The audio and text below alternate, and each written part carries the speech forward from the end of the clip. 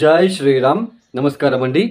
2025 సంవత్సరం ద్వాదశ రాశి వాళ్ళ ఫిబ్రవరి మాస ఫలితాలు, ఫిబ్రవరి నెలలో ద్వాదశ రాశి వాళ్ళకి ఎలాంటి ఫలితాలు రాబోతున్నాయో తెలుసుకుందాం.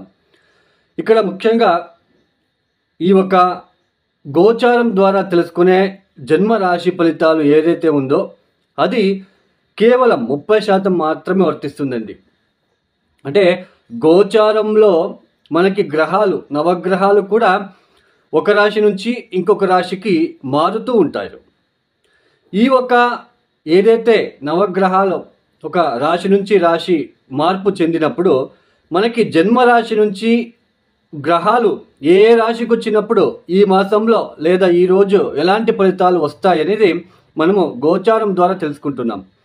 అయితే ముఖ్యంగా మనకి స్వజాతకం, జన్మ జాతకంలో జరుగుతున్న దశాభుక్తులు చాలా ముఖ్యమైనవి అండి, చాలా ఇంపార్టెంట్ యాక్చువల్లీ.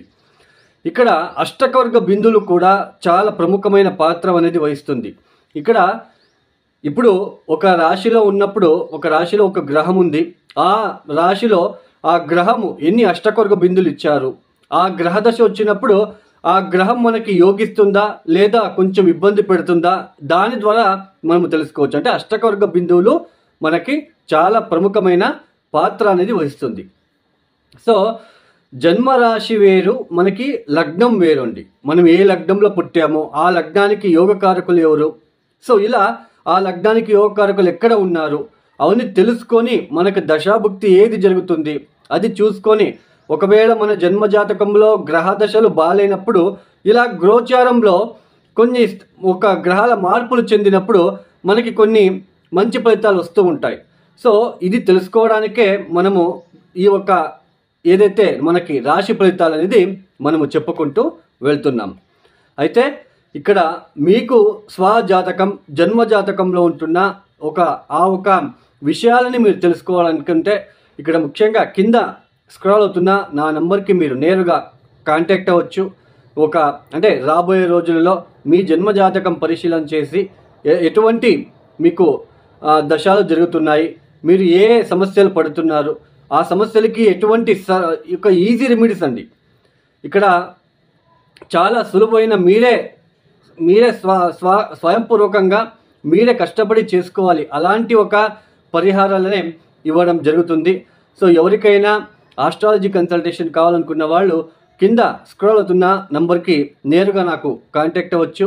మరియు ముఖ్యంగా ఈ ఒక 2025 మాసంలో ఫిబ్రవరి మాసంలో 2025 సంవత్సరంలో ఫిబ్రవరి మాసంలో ఏ గ్రహాలు ఏ రాశులు మారుతున్నాయని తెలుసుకుందాం. ముఖ్యంగా రాహువుకి ఈ ఒక రాహు వచ్చేసి ఈ ఒక మాసంలో మీనరాశిలోనే సంచారం చేస్తున్నారు.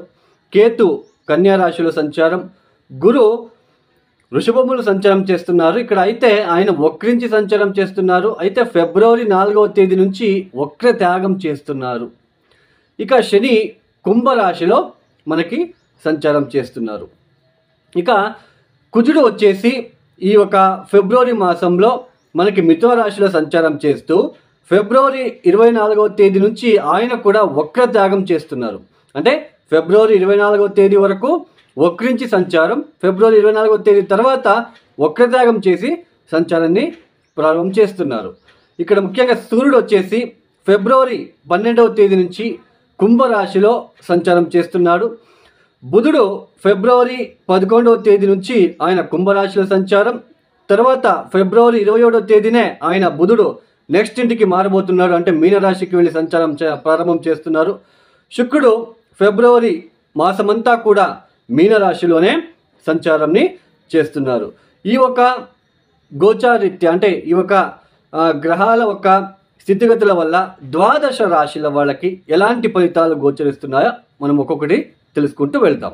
2025 సంవత్సరంలో ఫిబ్రవరి మాసంలో తులారాశి ఫలితాలు ఎలా ఉన్నాయో తెలుసుకుందాం. ఈ తులారాశి వాళ్ళకి అష్టమ స్థానంలో గురువు ఉంటున్నాడు. అయితే ఫిబ్రవరి 4వ తేదీ తర్వాత ఆయన వక్రత్యాగం చేస్తున్నారు. అంటే సవ్య మార్గంలో సంచారాన్ని మొదలు పెడుతున్నాడు. తర్వాత పంచమ స్థానంలోనే ఈ పంచమ శని, ఇప్పుడు సూర్యుడు కూడా అక్కడే వెళ్తున్నాడు. సూర్యుడు కూడా ఫిబ్రవరి 12వ తేదీ తర్వాత పంచమ స్థానానికి వెళ్తున్నాడు. ఇక 6వ స్థానంలో శుక్ర రాహువుల కలయిక, 9వ స్థానంలో కుజుడు వక్రించడం, ఇలా అన్నీ కూడా ఈ తులారాశి వాళ్ళకి ఈ మాసంలో కొంచెం ఇబ్బందికరంగా ఉండే ఆస్కారాలే ఎక్కువగా కనిపిస్తున్నాయి.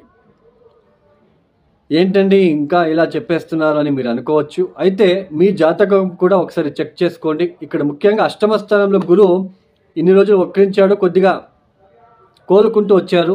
ఇక మీద మళ్ళీ ఆయన సమయమార్గంలో సంచారం అనేది కొద్దిగా మళ్ళీ ఆరోగ్యపరంగా డిస్టర్బెన్సెస్ ఎక్కువ ఫీల్ అవ్వడానికి ఈ ఫిబ్రవరి 3వ 4వ వారంలో ఎక్కువ ఛాన్సెస్ ఉంటుందండి. తర్వాత ఈ పంచమ స్థానంలో లాభాధిపతి అయిన సూర్యుడు కూడా అక్కడ వెళ్ళడము, 3వ 4వ స్థానంలో మైండ్లో స్ట్రెస్, తండ్రికి ఇబ్బందులు, లేదా మీ సంతానానికి కొంచెం ఏదైనా ఇబ్బందులు ప్రమాదాలు వచ్చే సూచనలు. 6వ స్థానంలో శుక్రుడు ఎగ్జాల్టెడ్గా ఉంటున్నాడు, మీ రాష్ట్రాధిపతి. ఇక్కడ స్త్రీలతో ఆపోజిషన్ ఏర్పడడానికి ఛాన్సెస్ ఎక్కువగా ఉంటాయి. స్త్రీలతో చాలా జాగ్రత్తగా ఉండాలి. స్త్రీల నుంచి అవమానాలు, అపవాదాలు కూడా వచ్చే సూచనలు ఉంటాయి. కాబట్టి జాగ్రత్తగా ఉండే ప్రయత్నాలు చేసుకోండి. దీంతో పాటు మనకి అష్టమ స్థానంలో గురుబలం లేదు, శని బలం లేదు, రాహుబలం ఉన్నప్పటికీ శుక్రుడు కూడా అక్కడ వెళ్ళిపోయాడు. సో ఇలా అన్నీ చూస్తూ ఉంటే కొంచెం నెగిటివ్గా ఉండే ఆస్కారాలే కనిపిస్తూ ఉన్నాయి. ఈ లాభాధిపతి అయిన సూర్యుడు పంచమ స్థానంలో శనితో కలవడం అనేది కొన్ని లాభానికి సంబంధించిన అంటే మనికి సంబంధించిన ఆర్థిక విషయాలకి సంబంధించిన విషయంలో, కొన్ని పెట్టుబడి పెట్టే విషయంలో, ఇలాంటివన్నీ పార్ట్నర్షిప్ బిజినెస్ వ్యవహారంలో కొన్ని ఒడదొడుకులు, ఇబ్బందులు వచ్చే సూచనలు ఉంటాయి. కాబట్టి చాలా జాగ్రత్తగా వ్యవహరించుకుంటూ వెళ్ళే మీరు ప్రయత్నం చేసుకోవాలి. ముఖ్యంగా స్త్రీలతో జాగ్రత్తగా ఉండే ప్రయత్నం చేసుకోండి. ఎందుకంటే శుక్రుడు అక్కడే దాదాపు 3-6 మాసాలు అక్కడే ఉంటున్నాడు, ఒక మీనరాశిలోనే ఉంటున్నాడు. కాబట్టి చాలా జాగ్రత్తగా మీరు ఉండే ప్రయత్నం చేయండి. స్త్రీలతో అపవాదాలు వచ్చే సూచనలు ఉంటాయి, జాగ్రత్తగా ఉండే ప్రయత్నం చేసుకోండి. తర్వాత ఆర్థిక విషయంలో కొన్ని ఒడదొడుకోలు తప్పవు. తర్వాత ఈ ఒక మాసంలో 4వ వారం నుంచి కూడా కొంచెం సంతానం విషయంలో జాగ్రత్తగా ఉండే ప్రయత్నం చేసుకోండి. సంతానం అంటే మీ పాప కావచ్చు, బాబు కావచ్చు, ఎక్కడ వెళ్తున్నారు, ఏం చేస్తున్నారు, ఇలా వాళ్ళని కొంచెం చూసుకోవడానికి ప్రయత్నం చేయండి. వాళ్ళ మీద కోపం కూడా మీకు మైండ్లో వచ్చేస్తూ ఉంటుంది ఈ యొక్క సమయంలో. తర్వాత మెయిన్ ఇక్కడ ఏంటి అంటే, ఇన్ని రోజులు మీరు ఏదైతే అప్పులు చేయడం కావచ్చు, ఏదైనా జూజాడడం కావచ్చు, ఎలాంటివి చేసుకొని అప్పులు చేసి ఉన్నట్లయితే ఈ సమయంలో అప్పుల బాధలు కూడా ఎక్కువయ్యే సూచనలు, వాళ్ళ నుంచి మీకు కొంచెం ఒత్తిడి ఎక్కువయ్యే సూచనలు కూడా మనకి ఈ యొక్క మాసంలో కనిపిస్తున్నాయని తెలుసుకోవచ్చు. ఉద్యోగ వ్యాపారంలో కూడా కాస్త సామాన్య ఫలితాలే ఈ యొక్క తులారాశి వాళ్ళకి ఈ మాసంలో కనిపిస్తున్నాయనే తెలుసుకోవచ్చు.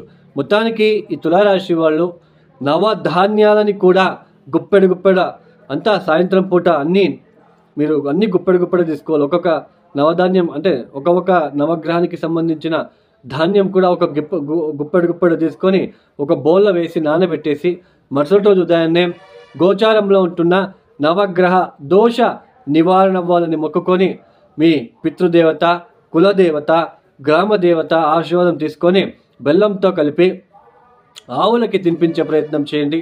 ఆకలితో ఉన్న ఆవులకి తినిపించే ప్రయత్నాలు చేసుకోండి. అమ్మవారి దర్శనము అయినంత స్త్రీలతో విభేదాలు రాకుండా చూసుకోండి. ప్రతిరోజు కూడా అమ్మవారికి సంబంధించిన మంత్రం ఓం దుమ్ దుర్గాయే నమః, ఓం దుమ్ దుర్గాయే నమః అనే ఒక మంత్రాన్ని జపించుకోవడము. తర్వాత కాలభైరవేశ్వర గాయత్రి మంత్రం తప్పనిసరిగా ఓం కాలకాలాయ విద్మహే కాలతీతాయ ధీమహి తన్నో కాలభైరవ ప్రచోదయాత్ ఈ మంత్రాన్ని ప్రతిరోజు 108 సార్లు చదువుకోవడానికి ప్రయత్నాలు చేసుకోండి. ఖచ్చితంగా ఈ పరిహారాలు చేసుకుంటే కొంచెం రిలీఫ్ అనేది కనిపిస్తుంది. ఈ యొక్క వీడియో మీకు నచ్చితే లైక్ చేయండి, షేర్ చేయండి, సబ్స్క్రైబ్ చేసుకోండి. సర్వే జనో సుఖినో భవంతు. ధన్యవాదములు. జై శ్రీరామ్.